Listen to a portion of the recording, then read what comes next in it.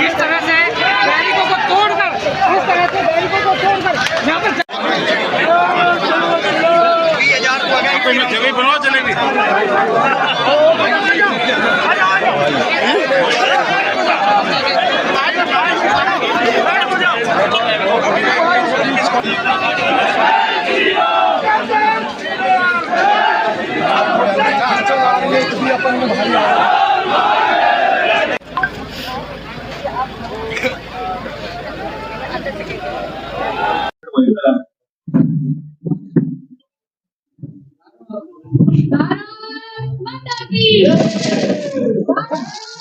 बिल्कुल जनता सराखों पर, और मैं तो जीरो ग्राउंड से उठाओ कार्य करता हूँ, जनता के बीच ही रहता हूँ और उनके सुख दुख में हमेशा साथ रहा हूँ। इस बार भी पूरा प्रयास करूंगा और मैं आपको ये कहना चाहता हूँ कि मैं जैसा बढ़ने से पहले था, बढ़ने के बाद भी वैसा रहूंगा और हट जाऊंगा तब भी ऐसा ही रहूंगा। पिछली बार जय आहूजा आपके बगल में है, इन्होंने कहा था कि फर्जी वोटिंग हुई है। इस बार किस तरह की क्या फर्जी वोटिंग हुई थी, क्या मानते हैं, किस तरह का रोक लगाई गई निर्वाचन विभाग की तरफ से? क्या देखिए, बिल्कुल यहाँ फर्जी वोटिंग होती थी पहले, कुछ बूथ हैं सेंसिटिव बूथ हैं उन पर। इस बार पुलिस प्रशासन ने बहुत ही मजबूत तरीके से प्लानिंग की और उसको इम्प्लीमेंट भी किया है। मैं उसमें कलेक्टर साहब का, एसपी साहब को धन्यवाद देता हूँ कि उन्होंने बहुत ही शानदार तरीके से, वो सिर्फ उन्होंने ये कहा कि अब अपनी वोट डालो, तो उसमें ही तिल मिला रहे थे बहुत से लोग। तब ये रोका जा रहा है, वो रोका जा रहा है, ऐसा कुछ नहीं। अपनी वोट डालने में क्या दिक्कत है, अपनी वोट डालो, हम भी अपनी वोट डालते हैं।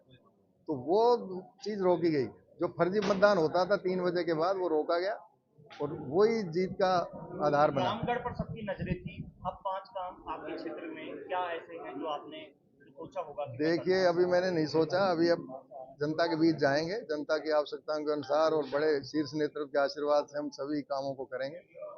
कैसे धन्यवाद देंगे जनता को, क्या कहना चाहेंगे? संदेश मेरा यही है कि आप ही का बेटा चुनाव जीता है, आप आशीर्वाद रखना और मैं उनको भरोसा दिलाता हूं कि मैं उनके भरोसे पर खरा उतरूंगा। मुख्यमंत्री आदरणीय भजनलाल जी की जो नीतियां हैं, जो 11 माह का जो उनका कार्यकाल है, उस पर मोहर लगाई है राजस्थान की जनता ने। और मुझे खुशी है कि एक साधारण कार्यकर्ता को रामगढ़ की जनता ने स्वीकार किया है और सुखवंत सिंह जी रामगढ़ के क्षेत्र का प्रतिनिधित्व करेंगे। आप लगातार चुनाव प्रचार में लगे हुए थे, कहीं ना कहीं आपके ऊपर बड़ी जिम्मेदारी थी, जीत मिल चुकी है, अब और कितनी मजबूती से अब क्षेत्र का विकास हुआ? क्या देखिए, 18 से 23 का यदि रामगढ़ के प्रत्याशी का कार्यकाल देखे, जो वहाँ से विधायक रही, वहाँ जातिगत आधार पर विकास के काम किए गए। जहाँ एक समुदाय विशेष के वर्ग का वोट था, वहाँ विकास किया गया, और जहाँ से उनको वोट नहीं मिले वहाँ विकास नहीं हुआ। लेकिन हमारे लोकप्रिय सांसद और हमारे केंद्रीय मंत्री आदरणीय भूपेंद्र यादव जी और हमारे जो साधारण कार्यकर्ता के रूप में जिनको सुखवंत जी को, जिनको रामगढ़ की जनता ने स्वीकार किया है, आदरणीय प्रधानमंत्री जी का भी एक लक्ष्य है कि सबका साथ सबका विकास।